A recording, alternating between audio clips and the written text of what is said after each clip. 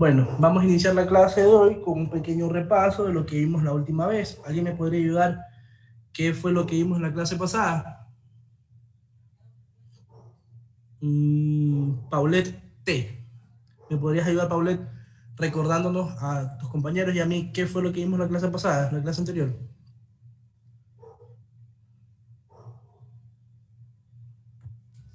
Hola, sí, vimos lo del examen físico, Ya, el color, la hidratación, lo que es la temperatura. Vimos cómo se ve la piel con turgor. muy bien, muy bien. El día de hoy yo les he traído el formato que les había dicho hace dos clases anteriores, que era de la historia clínica. Vamos a comenzar primero trabajando con eso y de ahí nos vamos a pasar a la parte de la explicación de examen físico de cabeza a cuello y el resto de segmentos. ¿Les parece bien o quieren comenzar al revés?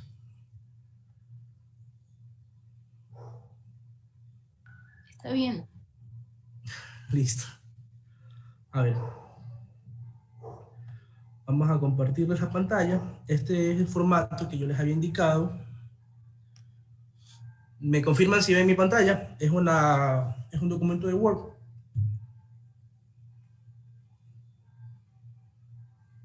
Chicos, ya. Entonces, este es un tipo de, un formato, ¿no? Un formato de historia clínica que el doctor, como dice arriba su nombre, Mauro Lindao, compartió con sus estudiantes para, digamos que, poner un orden específico. Hay distintas formas de historias clínicas, hay distintos formatos. Este es uno en específico que por el orden que se presenta, a mí me ha parecido bastante útil. Este formato yo lo he utilizado desde que, que estaba en quinto semestre y me ha servido no solo para semiología, sino para optativa de profundización y para lo que es la cátedra de medicina interna, ¿no? Cuando ya vayan a presentar casos clínicos, cuando vayan a presentar pacientes, ustedes tienen que iniciar presentando la historia clínica del paciente totalmente detallada, como estamos viendo aquí en estos momentos, ¿no? Vamos a iniciar con los datos de filiación, que son los que están aquí. Díganme algo, ustedes, ¿qué ven de interesante en el primer segmento, que es los datos de filiación del paciente? Vamos a nombrarlos. A ver, vamos a nombrarlos a XA. ¿Por qué se ponen esos nombres para que no los nombre? A ver, XA.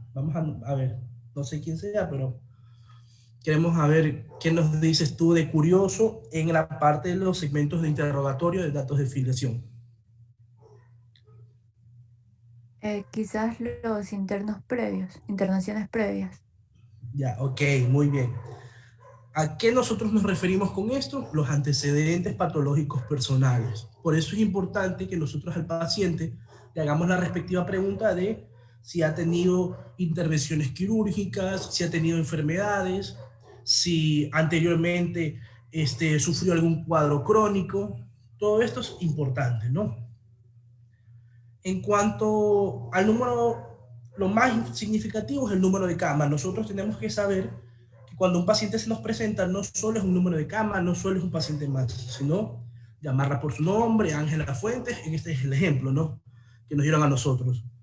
Todo este tipo de cosas son primordiales. No solo al paciente de la cama tal, sino reconocerlo como una persona, porque es lo que son, ¿no? Pacientes. En el motivo de ingreso, ¿se acuerdan cómo yo les dije que teníamos que registrar el motivo de ingreso del paciente? Por si acaso es así como que al azar, ¿no? Pero algo interesante que yo les comenté en el motivo de ingreso. Vamos a ver quién nos ayuda, nos puede ayudar. Vamos atrás. Carla Carrillo. No, sí, Carla Carrillo.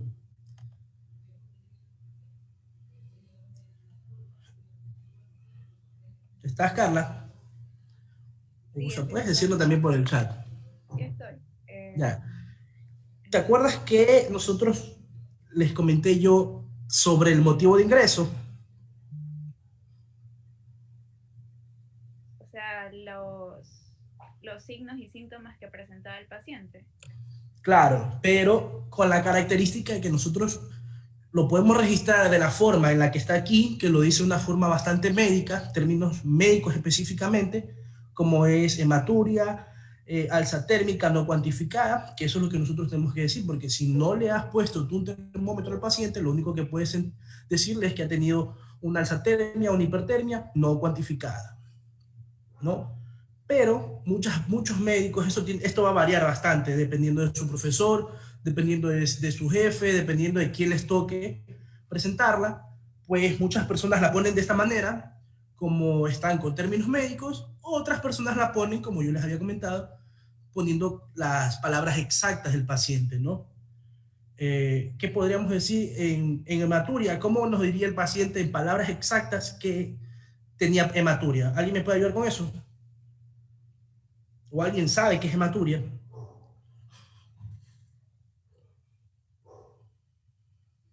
Participen ya para no nombrarlos. Que había visto sangre en su orina. Exacto, la presencia de sangre en orinas. ¿Ya? O sea, pero tenía entendido que el motivo de ingreso se lo debía colocar conforme o sea, como palabras textuales que había dicho el paciente. Exactamente, eso es lo que yo les estaba diciendo hace un momento. El motivo de ingreso se lo escribe con palabras textuales. El paciente me dice, doctor, vine orinando sangre. Tú tienes que ponerle, bien, el paciente refiere que vino orinando sangre. Dependiendo de cada docente. Hay docentes que no te aceptan lo que el paciente refiere exactamente, sino que tú se lo pongas con términos médicos, pues quien va a leer este documento es un médico. Esto es un documento legal que si se presentase algún caso con un paciente de mala praxis, tú tienes que presentarle la historia médica. Entonces esto es un documento legal. Entonces por eso les indicaba, esto va a variar dependiendo del docente, del médico tratante, a quien ustedes tengan que presentarle. Por eso les decía, muchas veces el paciente lo vamos a registrar como lo que el paciente dice o lo registramos con términos médicos, ¿no? Pero muy bien, muchísimas gracias. Vamos a ver a los datos de la evolución de la enfermedad.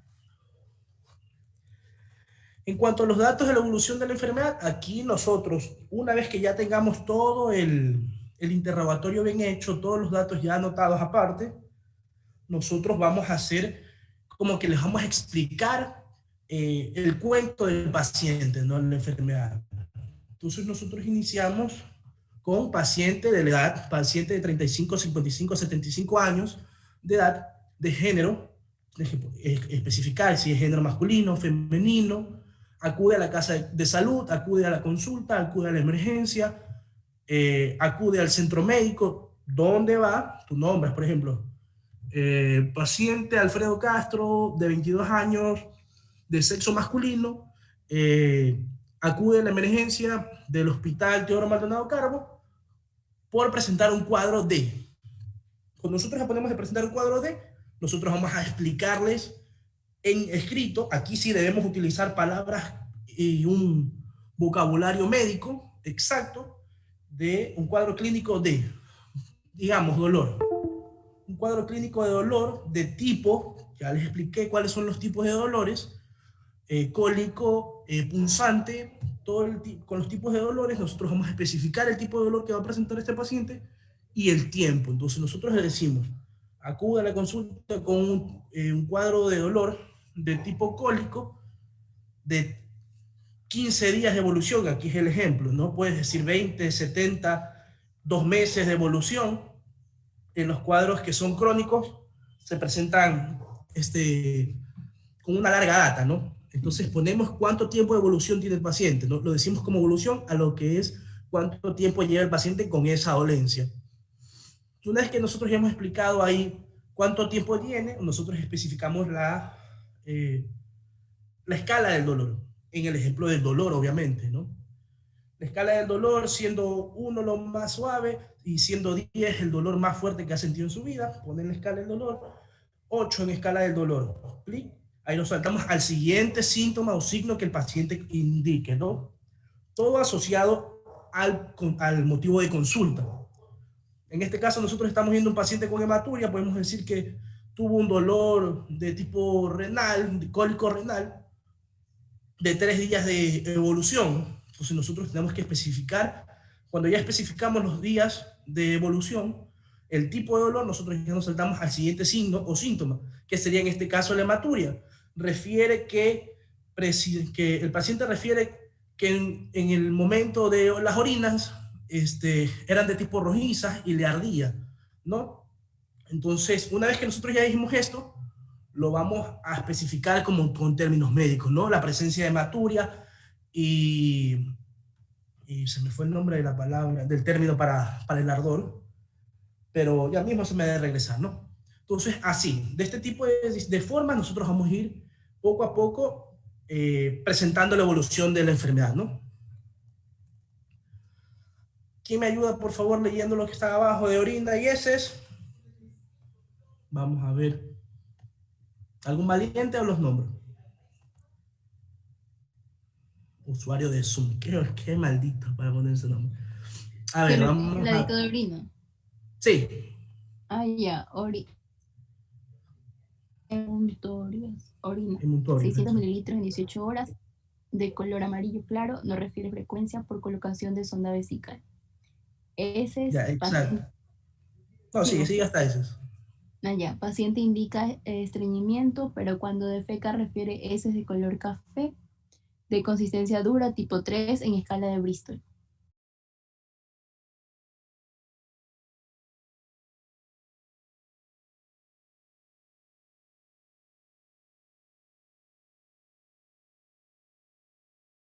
De Tienes todo. el micrófono apagado. Ahí. Ya, ahí. Sí, ahí ya se te escucha. Porque yo les decía que es importante al paciente preguntarle de todo, así desde su frecuencia para defecar hasta la frecuencia para hacer las micciones. Porque este tipo de casos, como vemos en la paciente, hay que referir ese tipo de situaciones. Cuando es un paciente que no tiene nada que ver con emuntorios, ya sea afectados, obviamente, o emuntorios patológicos, ya sea orina o heces, no, lo dejamos ahí, en normal, lo describimos de una forma normal, ¿no? Pero cuando son pacientes que necesitan este tipo de cosas, nosotros tenemos que especificarlos bien, ¿ya? Entonces, en los antecedentes patológicos personales, que era lo que yo más les indicaba, que hay que preguntar es las enfermedades que el paciente ha tenido de niño, de adolescente, si se ha caído y lo operaron, si tiene alguna cirugía de apéndice, si alguna vez se rompió un brazo, si es alérgico o no a medicamentos, si sabe o no si es alérgico a algo, si alguna vez ha necesitado transfusiones sanguíneas. Y en la parte de antecedentes patológicos personales, es primordial preguntarle al paciente cuál es el tipo de medicación que utiliza.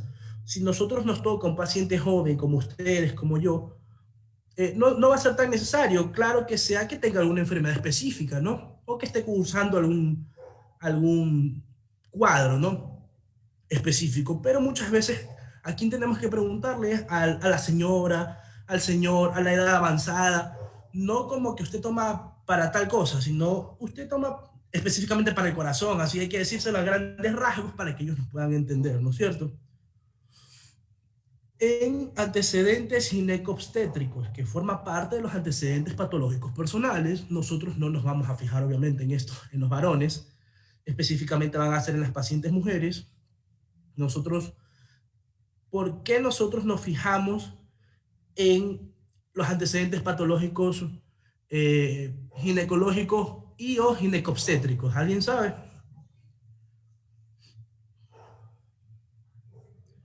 Chicos, ¿alguien que desee participar?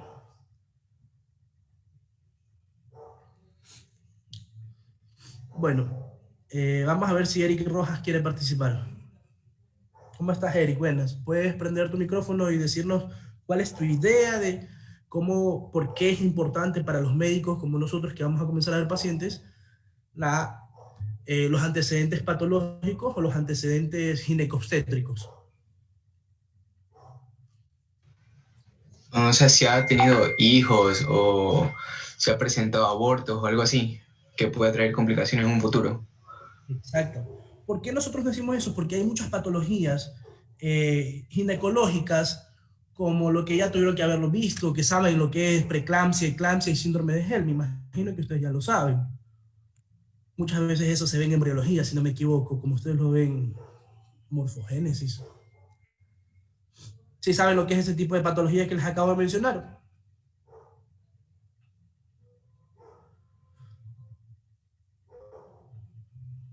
No, ya. Ese tipo de patologías nosotros tenemos que registrarlo en los antecedentes ginecobstétricos. ¿Por qué? Porque muchas veces nosotros no vamos a tener resultados o no vamos a ver este tipo de patologías en los primeros embarazos de una mujer. Si una mujer es primigesta, que así se la refiere a una mujer que por primera vez está embarazada, si una mujer es primigesta, no tiene casi problemas, ya sea de preeclampsia o eclampsia. Estadísticamente, no es que les digo que una mujer que es su primer embarazo no puede presentar, sí pueden presentar, pero estadísticamente este tipo de afecciones se las ven a partir del segundo y tercer embarazo, ¿no? Entonces, por eso es importante que si nosotros ya vemos que nos llega una mujer embarazada con dolores de cabeza, mareos, que suenan en el oído, que sienten que se van a desmayar, y le tomas la presión y tú ves que tiene una presión elevada, más de 120, 80, y nosotros vemos, le hacemos la historia clínica y en los antecedentes ginecobstétricos nos indica que es su segundo o tercer embarazo, nosotros podemos pensar con los signos y síntomas antes mencionados y la clínica anterior, podemos pensar que es una preeclampsia o una eclampsia, dependiendo, pues no, ya eso, eclampsia y síndrome de Hell, nosotros lo vamos a ver ya cuando nosotros tengamos pruebas de laboratorio químico, ¿no? Pruebas de laboratorio clínico, perdón, para ver eso en el paciente, ¿no? Pero ya con los anteriores datos mencionados y con lo que se nos está presentando y nos dice que ya es su segundo embarazo, nosotros podemos como que ponerlo en ficha de que puede presentarse un cuadro de este tipo, ¿no? Entonces, por eso es importante este tipo de cosas. Bueno, menopausia en las mujeres mayores, puesto que la menopausia es una cadena de trastornos endocrinológicos que van a desarrollar más trastornos y nosotros como médicos vamos a tener que tratarlos, ¿no? Entonces, por eso es importante saber cuándo comenzaron los síntomas o cuándo inició la menopausia de la paciente, si es una persona de edad avanzada. Los datos de antecedentes familiares, antecedentes patológicos familiares se pone. Los de arriba son APP, antecedentes patológicos personales, y los que estamos viendo en estos momentos, que es esto de aquí, son los APF, antecedentes patológicos personales. Aquí, cuando hicieron el formato, lo pusieron como antecedentes hereditarios o antecedentes familiares. ¿Ya? ¿Por qué es importante esto? ¿Alguien nos podría ayudar? A ver, XD, ya hace un rato le pregunté a XA, entonces vamos a ver qué nos dice XD.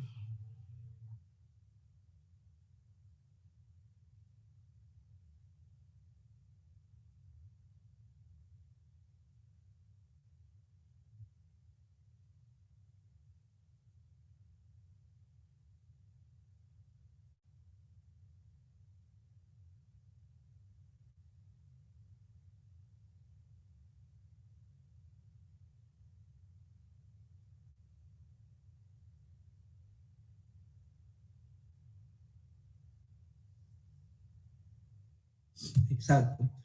Muy aparte de esto, nosotros, los antecedentes patológicos familiares, nos sirven para poner en escalas a los pacientes. Nosotros, si se nos viene un paciente que dice, doctor, yo sufro de gastritis, pongamos un tema de gastritis, yo tengo 3 meses ya diagnosticado con gastritis, utilizo un fármaco para la gastritis, bueno, ¿ya han visto fármacos?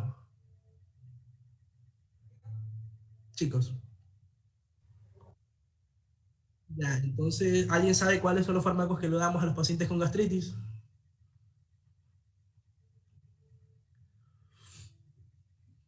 Los principales son los... Ah, alguien iba a decirnos algo.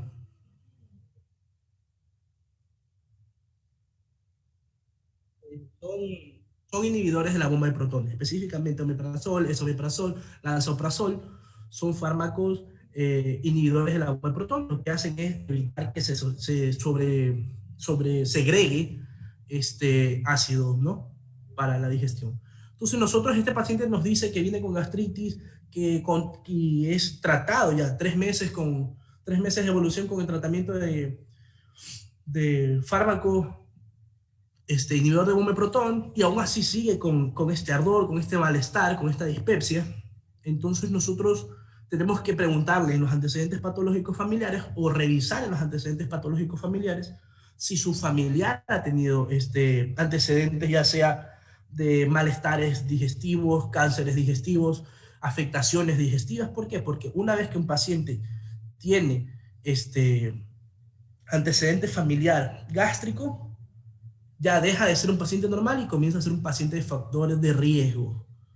Los factores de riesgo neta y absolutamente son puntualidades o datos que nos sirven para poner a un paciente de una importancia específica a más importante o más observaciones de este paciente, ¿no?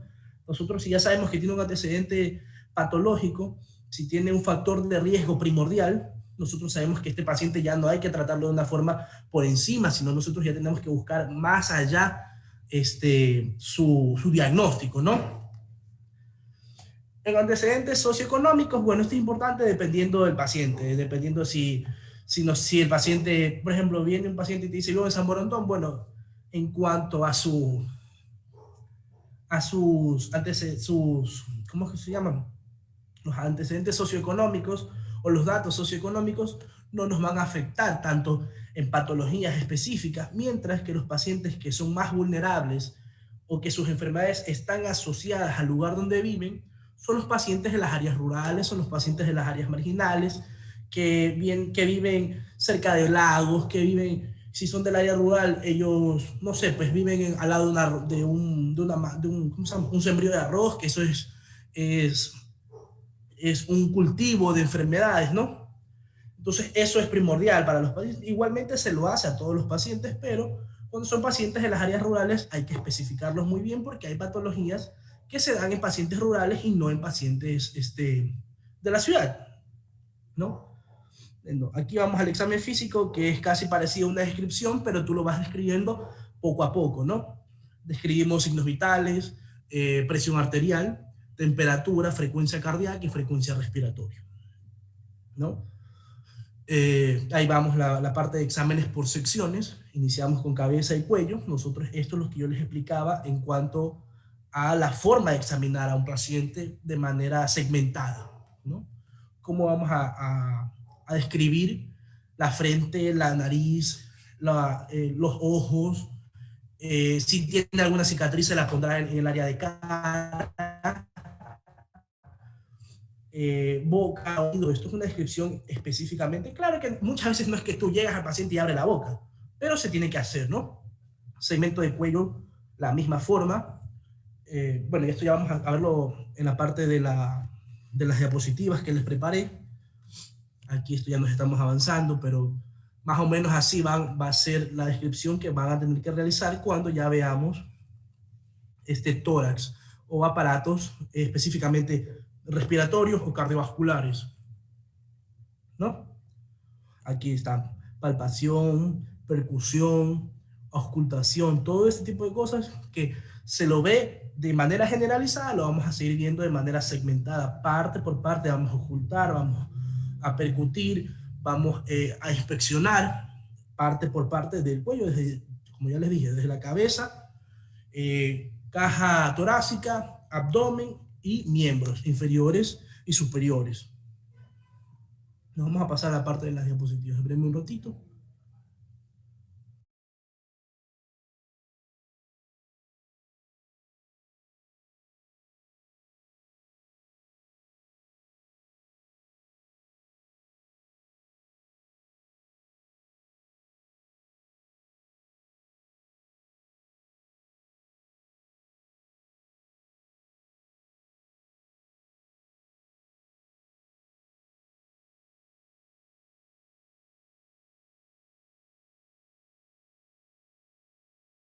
Chicos, ¿me confirman si pueden ver mi pantalla?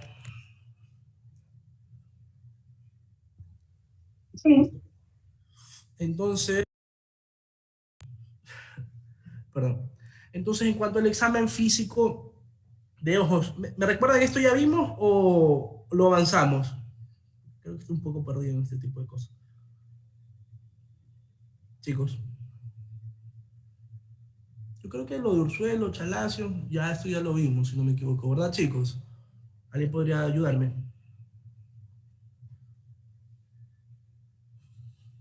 Hola. Dijiste que tenías 2 grupos de diapositivas y Sí. solo nos presentaste el primero. Ya, entonces vamos, este es el segundo. Entonces.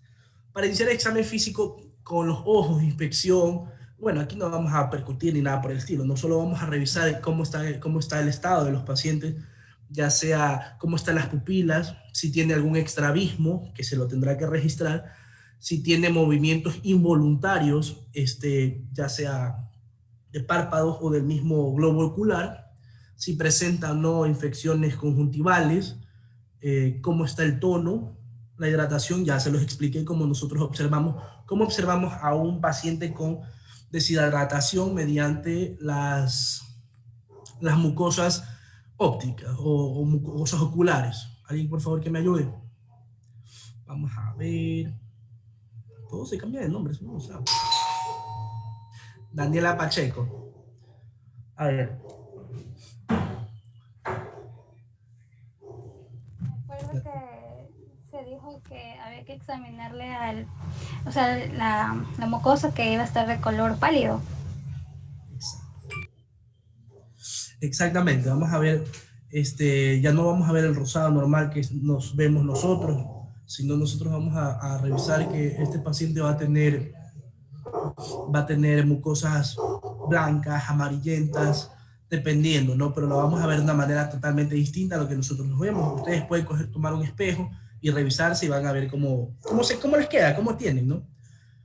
Y dependiendo de eso, ustedes van a poder revisar si el paciente tiene deshidratación, si tiene ya sea problemas hepáticos, todo este tipo de cosas, nosotros los podemos ver específicamente desde una inspección de los ojos, ¿no? Vamos a avanzar. A oídos, aquí nosotros lo que vamos a ver si el paciente tiene alguna malformación, si nos escucha muy bien, si tiene algún, no sé, pues, si tiene algún prurito en los oídos, si tiene alguna afección que no nos oye bien por el uso excesivo de audífonos, todo este tipo de cosas, que en realidad es bastante superficial. Nosotros aquí lo que tenemos que ver es algo patológico externo. Si no hay nada, avanzamos y listo. Segmento de cara. Este es el segmento de cara, en donde ya nosotros, aparte de lo que vimos oído, también vamos a ver nariz y boca. Nosotros, ¿qué vamos a encontrar o qué vamos a esperar ver en nariz y boca? En nariz específicamente, chicos. A ver, alguien que me ayude.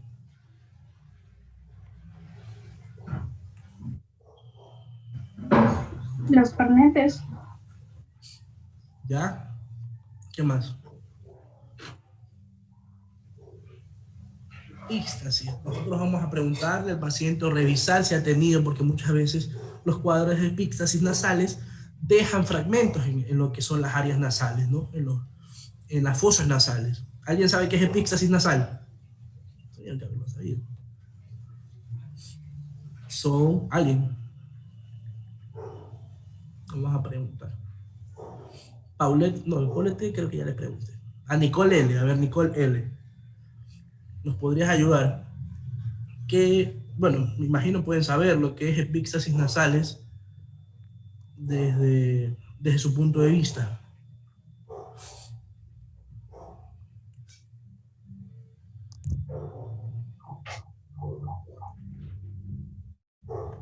Está escribiendo en el chat y yo no estoy viendo, qué bruto. Permítame, a ver. Se está grabando la clase, es que... Sí, está, ya voy a poner a grabar la clase, me había olvidado. Ah, no, creo que sí se está grabando. No, no se está grabando. A ver, espérame, ya me había olvidado eso. Yo me había olvidado de eso y me dijeron 20.000 veces el día de hoy grabar la clase. A ver, Volvamos. En el chat, nadie. Hemorragias, exactamente, hemorragias de fosas nasales. Exactamente, son pequeños cuadros hemorrágicos desde el área nasal. En boca nosotros vamos a inspeccionar desde las mucosas, los carrillos de la boca, lengua. Nosotros vamos a revisar si hay o no la presencia de todos los dientes, de todas las piezas dentales, si el paciente tiene o no afecciones en lo que son amígdalas. Todo esto lo vamos a poder revisar. Muchos pacientes llegan con unas lenguas que les da terror. Entonces todo este tipo de cosas nosotros vamos a tener que analizarlo. Desde el simple hecho de que sople hasta silbar, son cosas de que un paciente, si los hace y las hace bien, es que no tienen patologías adversas, ¿no? Eso me imagino que lo tienen que haber visto en neuro o morfomacro 3, como ustedes lo ven, pero son características especiales que nosotros tenemos que hacerle al paciente, ¿no? Como un buen examen semiológico. Vamos a avanzar. Vamos a avanzar porque me estoy demorando. Bueno, garganta, los que les acabo de indicar. Si hay infecciones en las glándulas salivales, el tamaño, las amígdalas también, si los tamaños, el tono de voz, si hay alguna disfonía, algún trastorno de voz, y ahí nosotros, si se nos presenta un trastorno de voz, nosotros podremos calificarlo o clasificarlo si es un trastorno de voz funcional o anatómico. Entonces, todas estas cosas la verán ya con clínica, ¿no? Pero es importante este tipo de análisis. En cuello ya sabemos que podemos analizar en cuello y por qué es la importancia del análisis de cuellos, por favor. S. ¿Nos puedes decir por qué es la importancia del análisis de cuello?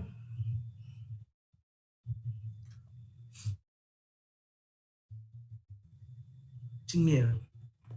Sin miedo, que igualmente hay bastante donde leer. ¿Alguien nos puede ayudar con eso?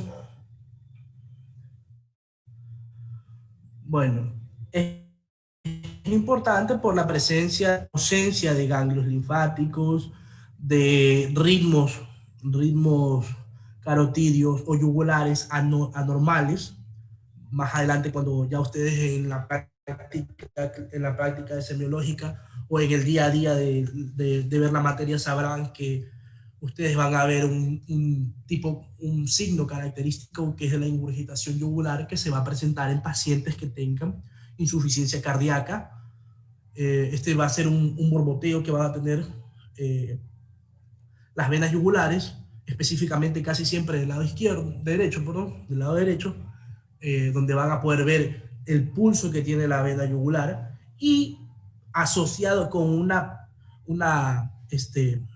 palpación, con una maniobra específica, lo que es el área hepática, aplastando el hígado, nosotros vamos a ver cómo más se brota esto, ¿no? Estos son que es lo que más se va a prevenir, muy aparte que el paciente se va a presentar con disnea de corto o largo plazo, va a presentar lo que es las hipoxias.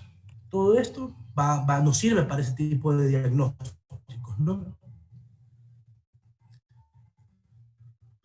La presencia o no de malformaciones a lo que es del cuello, el pterigocolia, algo así, no me acuerdo muy bien, eso se llama en el primer semestre, donde vemos un cuello más alargado, más ancho. Todo ese tipo de situaciones nosotros vamos a ver y por eso nosotros es importante el examen semiológico de cuello, ¿no? En tórax. Bueno, en tórax es importante porque esta va a ser la jaula torácica, lo que nos va a cuidar los órganos más importantes de nuestro cuerpo, que son el corazón y los pulmones. Nosotros vamos a revisar si hay asimetría, cómo está el externón de este paciente, cómo están sus ruidos pulmonares, la parte de adelante. En inspección solo vamos a ver si está simétrico, asimétrico, los movimientos respiratorios para marcar ahí. Nosotros ya viendo al paciente, nosotros comenzamos a marcar una frecuencia cardíaca tomada específicamente por el médico para diferenciarla con la frecuencia respiratoria, que la toman las enfermeras o que lo toman el grupo de triaje, ¿no? El médico entra, el paciente se sienta, comenzamos todo el interrogatorio. Cuando ya vayamos al examen físico de segmentos de tórax, nosotros también tenemos que tomar nuestra propia frecuencia respiratoria, que son los movimientos que los pacientes hacen para respirar, ¿no? Nosotros lo marcamos en 1 minuto, cuántas veces alza los hombros, que es lo más básico, ¿no? El corazón, ahí está la zapada, bueno.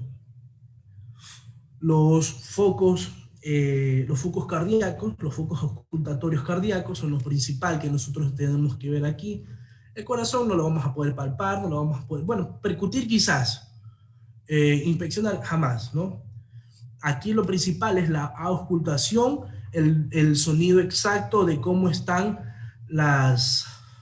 lo que son las válvulas cardíacas. ¿Alguien, por favor, me puede indicar cuáles son las válvulas cardíacas? Las válvulas que se presentan en el corazón. Vamos a ver. Si trabajamos con...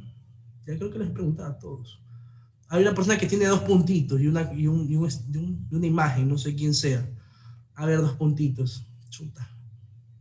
A ver, ND, ya. ND, más rápido porque eso lo puedo leer. Válvula mitral, tricuspidia, pulmonar, aórtica. Específicamente son los focos auscultatorios que nosotros vamos a presentar, vamos a inspeccionar mediante la auscultación en el paciente, ¿no?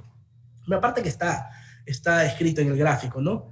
Nosotros vamos a tener que buscar un sonido exacto o normal. Si nosotros escuchamos un sonido normal en lo que es la auscultación del paciente, todo está bien. Nosotros lo evaluamos y decimos no hay nada, entonces nos soltamos a buscar una patología específica, ¿no? Como ya les dije.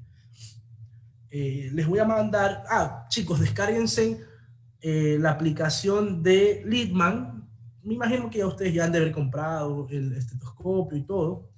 Ustedes se descargan la aplicación de Leadman, ponen un código que tienen sus estetoscopios y ahí les permite practicar con todos los signos, con todos los sonidos cardíacos, normales y patológicos. Comiencen siempre por los normales para ustedes ya, una vez identificado un signo normal, nosotros podemos identificar un signo patológico, ¿no? Y si tiene solo un estetoscopio, pues ese uno, préstele al otro, préstame la clave, para poder que todos trabajen eso. Eso hacíamos nosotros cuando no teníamos, por ejemplo, no había casi todos los del grupo que tengan específicamente Lima, sino de otras marcas, nosotros prestábamos la clave y listo, para poder identificar los signos específicos, los sonidos o los ruidos específicos. ¿Ya? Vamos a pasar a la valoración del sistema vascular periférico. Nosotros, ¿por qué es importante que nosotros evaluemos la vasculatura de los miembros? Chicos, ahí está, si quieren pueden leerlo o pueden decirlo con sus propias palabras, porque es primordial la evaluación de la vasculatura periférica.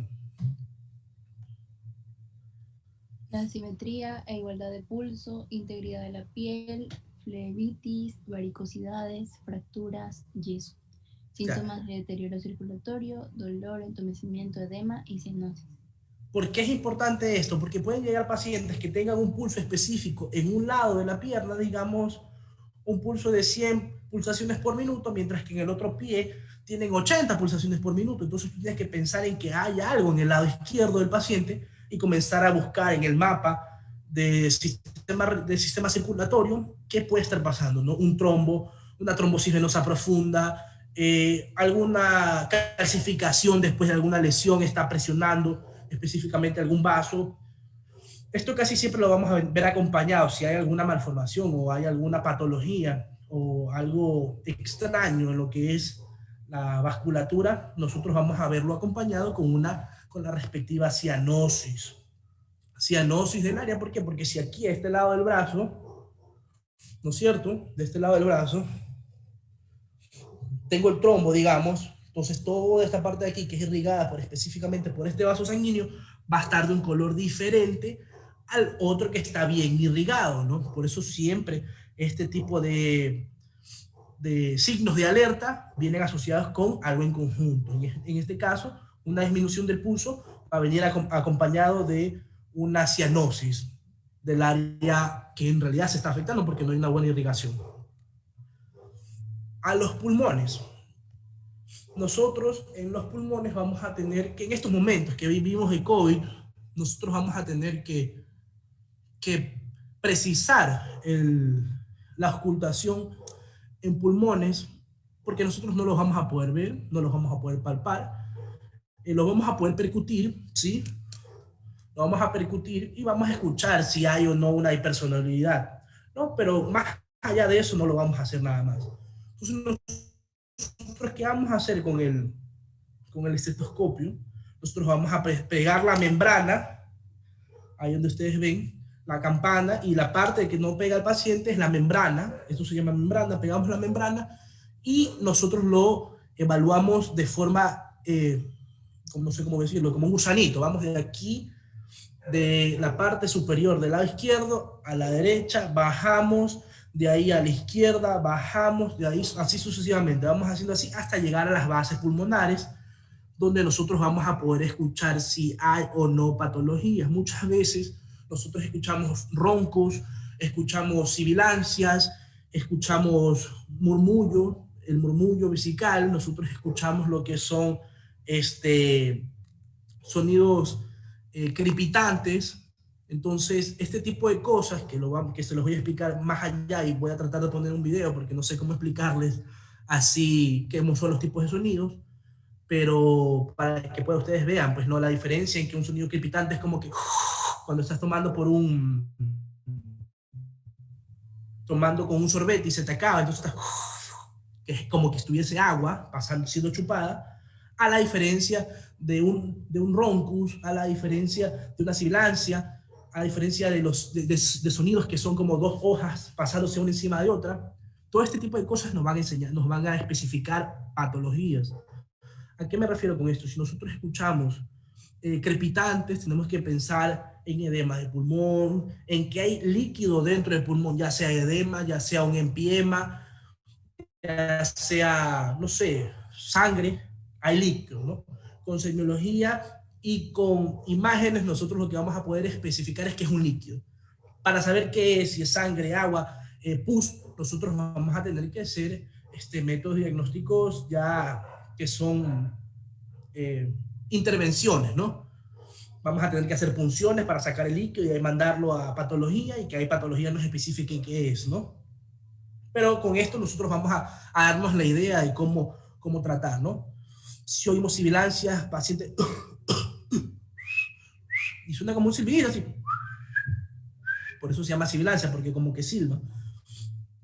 Y este tipo de casos, sibilancias más lo que es las características clínicas, vamos a decir si un paciente es un paciente asmático, un paciente con una enfermedad obstructiva crónica, como el EPOC, pacientes enfisematosos. Entonces, para esto es la precisión de la auscultación pulmonar, que en realidad es mucho, mucho, mucho más fácil que la auscultación cardíaca. A mí esto se me hizo 2 días, mientras que auscultación cardíaca fue el primer parcial total, o sea, primer parcial todito, tuve que ponerme a oír eso porque no lo entendía. Mientras que la auscultación pulmonar es bastante más básica, bastante más suave, ¿no? En el abdomen les presento la topografía del abdomen. Nosotros, ¿qué vamos a hacer en la región abdominal? Vamos a palpar, percutir. Se va a auscultar específicamente cuando haya un aumento del tamaño, un aumento de la región abdominal, ya sea por gases hidroaéreos o específicamente porque haya acumulación de líquido, que sería la ascitis, ¿no? Entonces ahí vamos a poder auscultar. Específicamente en el abdomen, nosotros lo que vamos a hacer son todas las ¿cómo es que se llama esto? Todo lo que es las maniobras de palpación en abdomen, ya sea para identificar si es un dolor de apendicitis, si es un dolor por un cólico renal que tiene el cálculo en lo que es el uréter, para ver si es una pancreatitis. Para todo este tipo de cosas nosotros vamos a palpar el abdomen, ¿no? Comenzando por reconocer qué órganos. Nosotros no podemos palpar sin saber qué órganos contamos con lo que es la topografía abdominal, ¿no? Entonces es primordial. Alguien, bueno, voy a preguntar porque ya mismo se acaba la clase. Entonces vamos a preguntar a Esteban José Vaquerizo Marzo. Sí. ¿Cómo estás, Esteban? ¿Qué órgano principal o importante nosotros tenemos topográficamente en el área número 7 que tienes en la imagen del lado derecho en la parte superior? Tenemos el colon descendente. ¿Ya? ¿Qué más?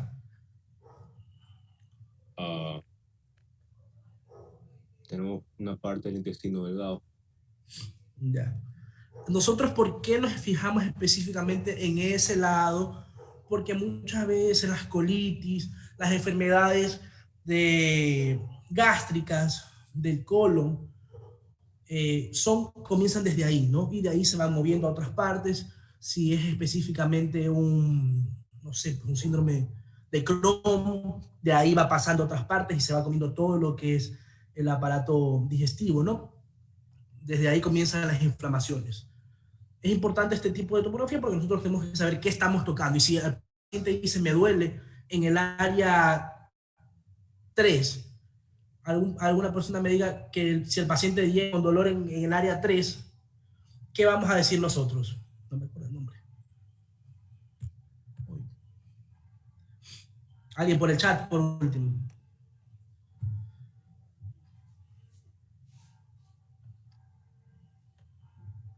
¿Ah?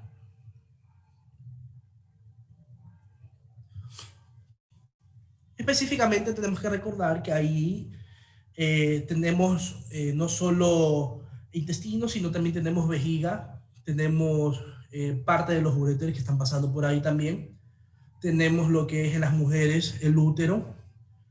Entonces, todo esto nosotros tenemos que saber qué está pasando, qué hay ahí para nosotros pensar qué pasa si hay un dolor en estas áreas, ¿no? Entonces es importante, más adelante, dependiendo de las patologías que vean, ustedes van a aprender las maniobras que se utilizan para la palpación.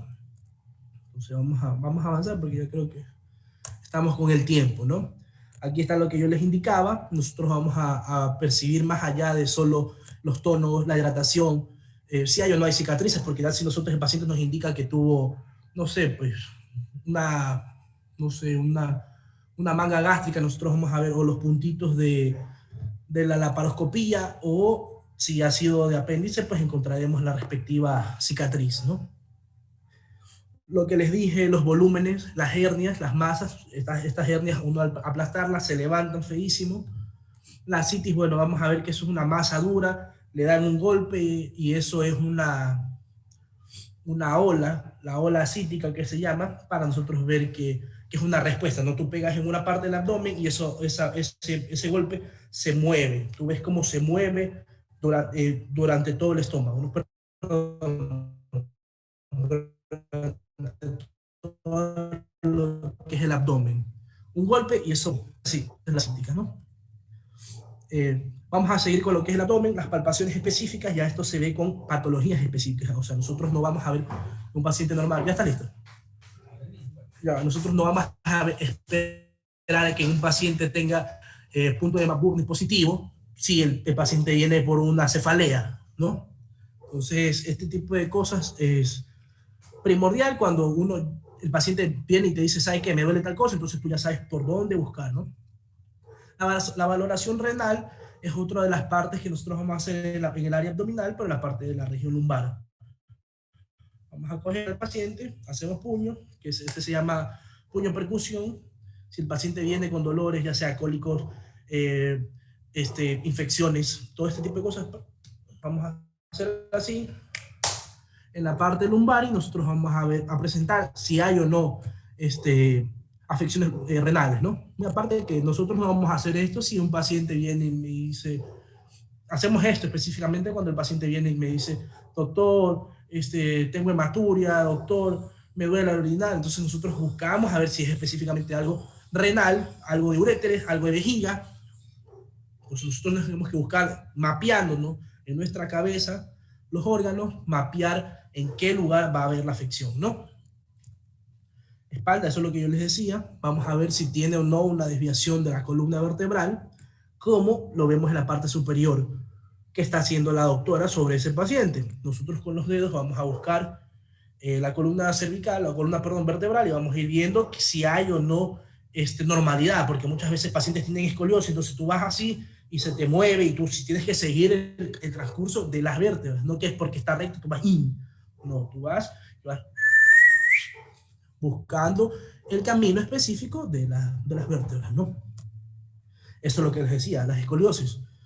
Si ven, ustedes irían mapeando, en este caso de la imagen que les estoy presentando, nosotros vamos a hacer así, y vamos a desviarnos a donde está. Entonces nosotros ya vemos una malformación en lo que es el examen físico, en lo que es columna vertebral, en este caso dorsal.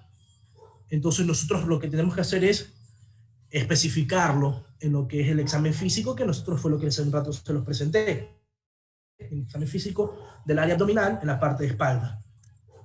En el área genital, bueno, este área genital nosotros vamos a inspeccionarla cuando tengamos que hacerla, ¿no? No específicamente pacientes que vienen por patologías whatever, nosotros vamos a inspeccionarlo. Esto es cuando el paciente nos indica que viene por una patología específica del área genital, ¿ya? No me refiero solo a infecciones urinarias, sino a infecciones genitales en mujeres, amenorreas en mujeres, difusiones eréctiles en varones. Nosotros tenemos que revisarlo, ¿no? El área genital, ya sea para si hay o no hay una presencia de crecimientos anómalos. ¿A qué me refiero con estos crecimientos anómalos? Verrugas, enfermedades infecciosas que nosotros tenemos que ver.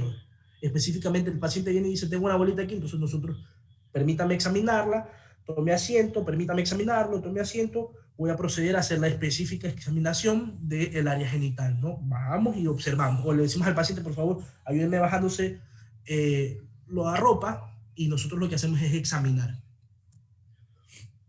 En el examen físico de miembros, nosotros vamos a tratar de revisar todo, si el paciente puede o no puede mover, los tonos, que se los dije, porque tenemos que ver el tono de piel, el color, la temperatura, si hay o no hay pigmentaciones específicas o rápidas, por ejemplo, porque pueden ser que el paciente viene porque le está doliendo la espalda y comienzas y tú le ves una mancha en la piel, y eso es una mancha asimétrica, creciente, hiperpigmentada. Entonces tú ya tienes que comenzar a ver, bueno, viene por tal patología, pero esto puede ser algo asociado a este cáncer que se nos está presentando, y sin querer el paciente lo que llega es por dolores lumbares, ¿no? Entonces, por eso es primordial, ¿no? Específicamente en las áreas donde da el sol, ¿no? En los brazos, que puede ser que haya ese tipo de presencias, en las piernas, ya sea por fracturas, ya sea porque tenga o no tenga trombosis. Entonces, esto es primordial. En las uñas, nosotros vamos a ver que en las uñas si tienen o no. Cuando vean semiología de unguial, va a ser horrible, se los digo yo. Es horrible, es asqueroso, porque ves todos los hongos que se presentan en las uñas. Es horrible, es horrible, es horrible. Si ustedes están viendo ahí la onicomicosis que yo les presento en la imagen 1 del lado izquierdo, en la segunda, ¿no? Donde dice hongo, eso es nada comparado con todas las cosas que van a ver en semiología unguial. ¿Por qué nosotros revisamos? Porque si hay estrías, justo estoy comiendo. Exactamente. No, yo no pude comer, o sea, a mí me daba pavor después de que me tocó ver eso, y cuando vean dermato también les va a dar asco. Entonces, nosotros, ¿por qué especificamos esto? Porque nosotros tenemos que ver si hay microtraumatismos, si hay golpes, si hay hematomas. Muchas veces, no sé si se han visto, se golpean y se les queda negro de largo.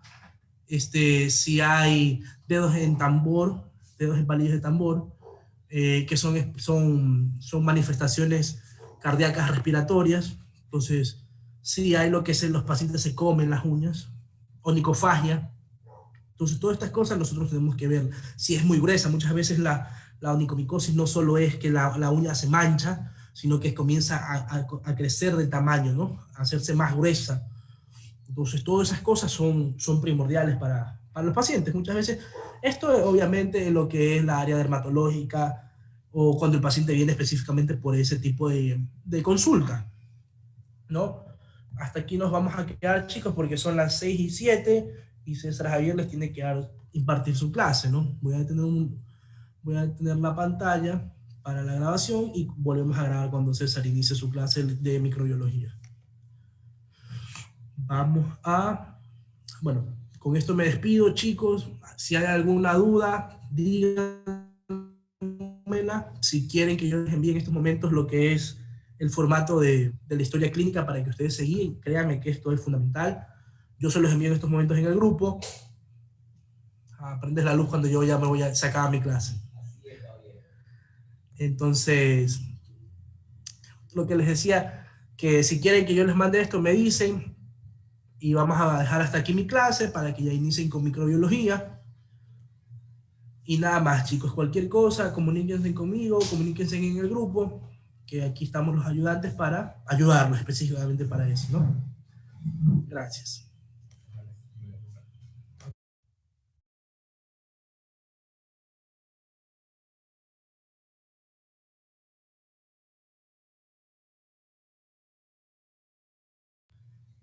El de Alfredo Castro, claro, pues tío, claro que me puse Alfredo Castro. Deja poner César, la verdad. Aguante, la frío.